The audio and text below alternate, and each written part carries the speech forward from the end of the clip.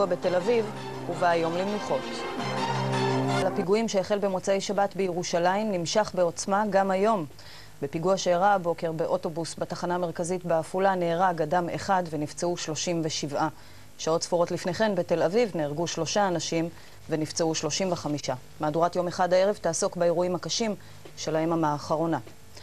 בשעה 8 בבוקר מחבל מתאבד שעלה על אוטובוס בקו 823 מנצרת עילית לעפולה פוצץ את עצמו בתוך האוטובוס בתחנה המרכזית בעפולה. מהפיצוץ נהרג תושב נצרת עילית. דיווחו של ניר אבני והצלם יוני בר. בשעה 8:30 הבוקר הרעיד שוב את העיר עפולה פיצוץ. בתוך אוטובוס מספר 823 שיצא מנצרת עילית לכיוון תל אביב התפוצץ מחבל מתאבד בדיוק כשהאוטובוס נכנס לתחנה המרכזית של עפולה. האוטובוס התפוצץ ממש בכניסה לתחנה.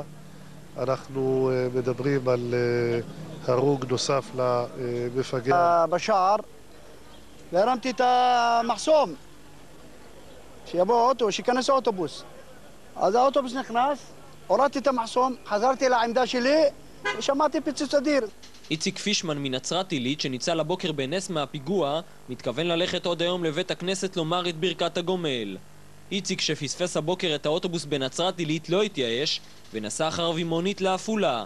שם התפוצץ האוטובוס שניות לפני שהוא עלה עליו. האוטובוס התפוצץ מולי, מול העיניים שלי, הייתי רחוק ממנו 50 מטר.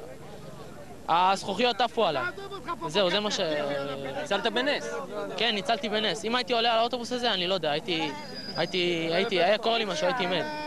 רק במזל מספר הנפגעים בפיגוע לא היה גדול בהרבה, וזאת לאחר שעשרות סטודנטים ירדו ממנו במכללת עמק יזרעאל, תחנה אחת לפני התחנה המרכזית בעפולה. המחוז הצפוני נמצא תחת